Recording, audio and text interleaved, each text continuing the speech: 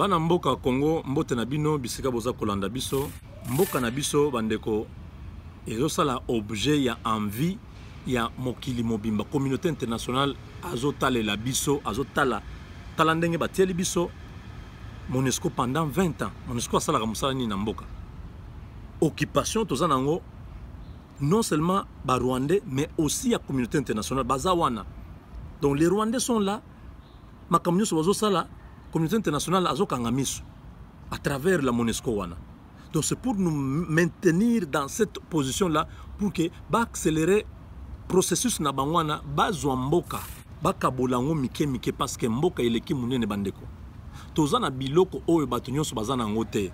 Non seulement toza na mai o bazoluka kozwa na ba centre na nini na maya rivière Ubangi bakende nango côté ya Tchad kuna pona ko soutenir lac Tchad oyo zokauka déjà 30% ya non 3/4 ya surface ya lac Tchad et c'est kauka.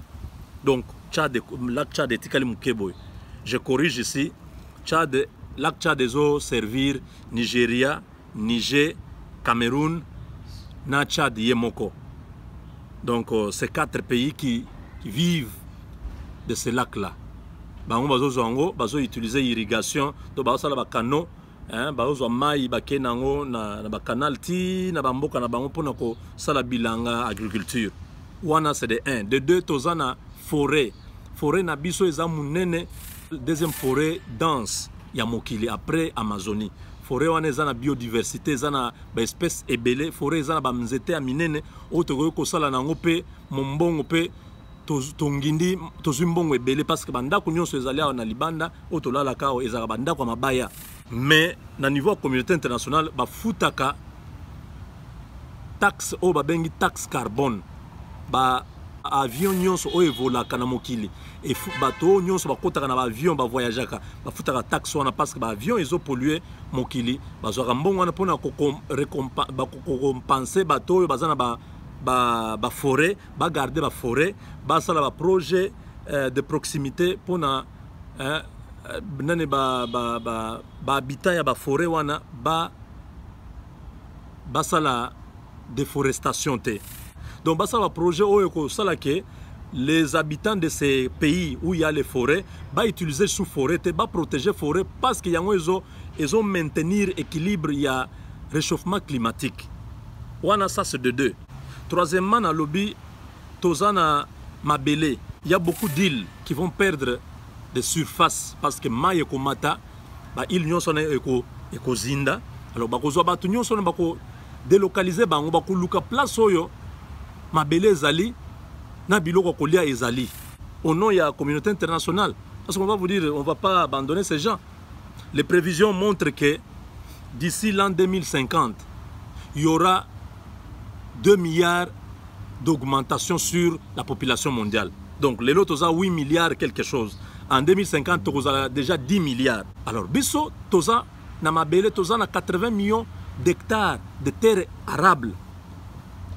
Donc plus la population mondiale va augmenter, plus les besoins en nourriture et causala pressant. Et le Congo va jouer ce rôle-là. Sans compter les sous-sols que nous avons. Et des minéraux stratégiques. La position du Congo relie le nord et le sud, l'est et l'ouest du continent. Donc la carte du monde se joue maintenant en Afrique et au Congo principalement. Bandeko, il faut tozala conscient de la gravité à Makam Oyo. Voilà pourquoi Bazoluka, pays à Minen et Minen, Bazoluka s'accaparer déjà le Congo. Ceux qui ont résisté jusqu'à aujourd'hui, c'est grâce aux États-Unis qui ne veulent pas que le Congo puisse s'éclater en plusieurs petits groupes. Les États-Unis ont contenu la balkanisation depuis 1960. Papa Honoré Ngwanda la balkanisation. C'est vrai, il dit la vérité. Mais il dit quelque chose qui existe déjà. Ce n'est pas lui qui a inventé ces mots ou qui nous a ouvert les yeux pour dire qu'il y a une balkanisation dans le pays. Si vous écoutez Lumumba déjà en 60, il parle dans son discours, il dit le complot était déjà fait pour balkaniser notre pays. Donc Lumumba était au courant de la balkanisation du pays. C'est pourquoi Lumumba a été même tué. Lumumba a été tué parce qu'il a voulu sauver le pays, il a voulu sauver l'unité de notre nation. Les plans étaient déjà faits, les plans étaient déjà établis. C'est d'imposer un gouvernement contre la volonté du peuple. La Belgique désire balkaniser ce pays. L'éclatement du Congo, c'est demain. Pourquoi j'ai dit ça? Parce que déjà en 60, Lumumba est en prison. Kasavubu na bamususu baza na table ronde. Il y a eu un problème. Jason Sendwe na bamususu basangani balobi te. Il faut Lumumba ayawa. Ce qui ayawa te biso to continuer négociation oyote. Alors les Belges étaient obligés de pouvoir les prendre, qui kozwaye na prison na Lubumbashi, na table ronde. Mais pendant ce temps-là, Kasavubu a disparaîtra pendant 4 jours. Kasavubu aza wapi bazo lukaye pa ba service ya sécurité ya ba Belge. Zokande Kasavubu a été récupéré par les réseaux Focard ya ba français. Bakeko solo la kuna pour que ba s'arranger, ba français ba aider Kasavubu à détacher Congo central au tozanango ba Congo na Kinshasa nyonswana et kende côté ya et comme confédération. Donc eza la fédération mibale, fédération ya Fulbert Yulu, Abbé Fulbert Yulu oyo azaki président ya Congo Brazzaville na ye Kasavubu oyo azalaki na Congo central. Donc ba Congo ba sangana o eloko ne mwana nsemi alobaka au pays de ba Congo toko sala pays de ba Congo yango wana. Donc balinga ba sala eloko na bango wana. Alors quand Lumumba prend ça, parce que Lumumba, en fait, était l'ami des Blancs, l'ami des Belges. Quand vous voyez avant l'indépendance, Lumumba était membre d'un club des libéraux de Kinshasa, de Léopoldville.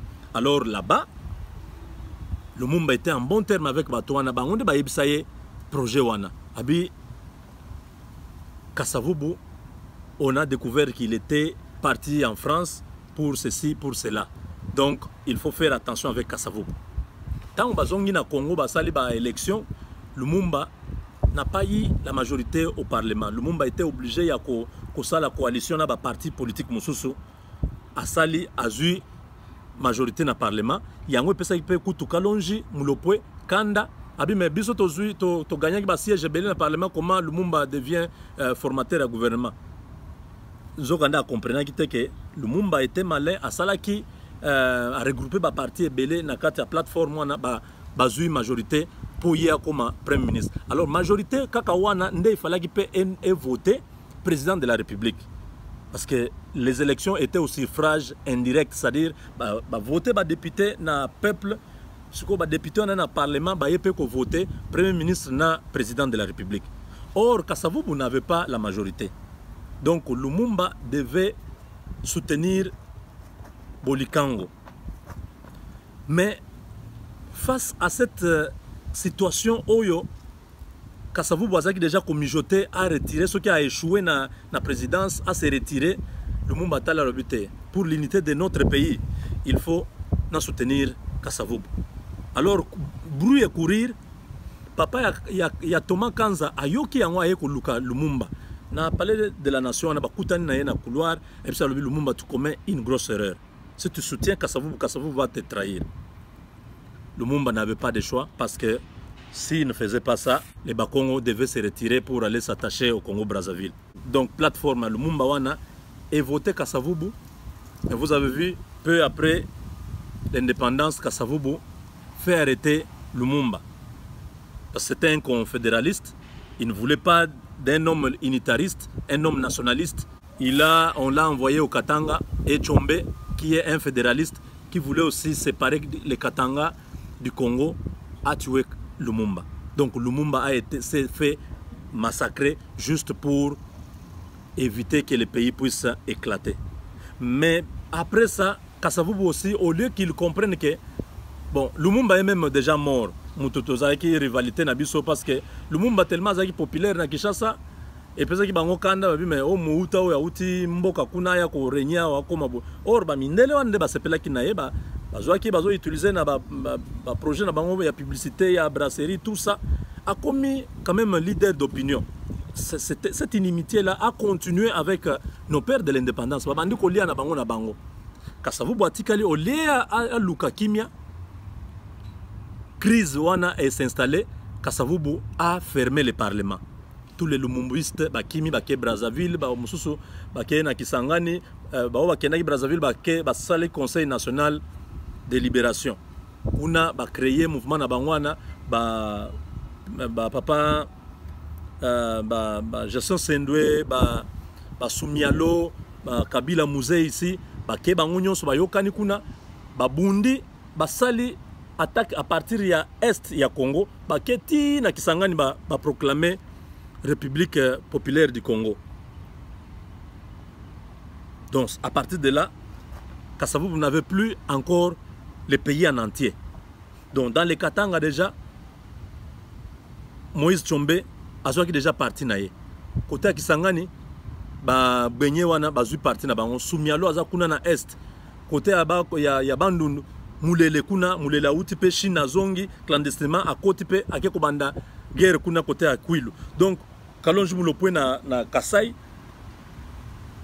demandez-vous Kasavubu contrôler quel territoire? Kasavubu atikala ki na mboka mukeboy. Je crois Équateur na Kinshasa na ba Congo. Donc vous voyez déjà ça c'était la balkanisation parce que ba Belge bazalaki na kat na Moïse Tshombe, ba français bazalaki na ye Kasavubu. Donc ba kabwana kindengi wana biteni mboke se katanaki. Mais grâce aux États-Unis atindaki ba chasseur naye bazalaki na porte-avions moko na océan Indien wana atindi ba chasseur naye eko bunda kuna tango na ba o banani ba Che Guevara bayaki ba bombarder bango kuna jusqu'à ce qu'ils ont fini cette guerre là. Mboka ezongi ensemble. Moïse Tshombe est rentré de l'exil. Kasavubu abengi alobi yakato ya kobongisa vraiment crise économique, crise politique et dire mingi to refaire ensemble to bongisa mboka na biso. Moïse Tshombe azongi basali ba élection, Moïse Tshombe azui majorité na parlement. Au lieu que Kasavubu a reconnaître et a nommé premier ministre à sa place, Kasavubu va prendre Kimba. Mutu azalaki na sima ya Moïse aye kotia ye pona ko opposer bango. Mais comment Kasavubu a toujours des problèmes ozaki na Patrice Emery Lumumba osali ba problème à Koufi. Donc les autres choses au lieu bongisa on a refusé Kimba au parlement bazongisi Kasavubu azongisi le sous na gouvernement na baboyi ko investir en na parlement. Donc impasse et s'est installé le sous dans l'entretemps. Mobutu a fait son coup d'état, a récupéré le pouvoir. Donc, Makambuya, balkanisation, lelo, et banda qui déjà kala. Et ça va projet, à mindele, ba belge, ba français, ba allemand. Maintenant là, on a ebisa qui bino lobby, ça ba allemand, na ba belge, na ba français, ne bazana simaelo kwana. États-Unis a zone di mate. Bangonde ba bengi kuna, ba élite nyonso ya Kivu, ba keko solo na bango, ba ebisi bango Kinshasa za musika. Si vous voulez le développement du Kivu, il faut vous tourner vers l'est de l'Afrique. C'est-à-dire, vous s'approcher na Ouganda, na Rwanda, vous allez à Bino République, comme ça, vous allez na route et outi kuna na Mombasa, côté ya Kenya, et koya ti na Goma, et que Bukavu, donc vous allez na autoroute, na Bino ba rail, ba train na Bino kuna, ce côté-là va se développer. Il y a le plan Marshall, donc plan Marshall est ça. L'argent qui est destiné au développement économique, il y a Kouenwana, il y a Kivuana. Mais, ressortissant à Kivu, boyi, Makambouana, babite, bisoto kotikalaka ba Congolais. Wanezaki en 97, en 2013, ils ont relancé encore ce projet. Bazana katia bazo somba batu banande beleo baza homme d'affaires bazo somba bango pour que ba convaincre opinion ya est que c'est normal to longwa na Congo Kinshasa eza musika d'ailleurs Kinshasa bazo s'occuper na bisote za ba guerre pour se prendre en charge il faut que to kuma pays à part bande kona biso ba maimai ba bengi biso tozo pesa bango mbote mingi ba lobby eloko yo ko réussir te awa kaka mikolo yo bokoyoka ba maimai bazo lelisa bako faire échouer complot wana parce que ba militaire nyonso bazana zamba wana ya est bako cadrier bango bokoyoka likambo ko salema totika Congo te Congo eza un et indivisible. La patrie ou la mort, nous vaincrons. Merci.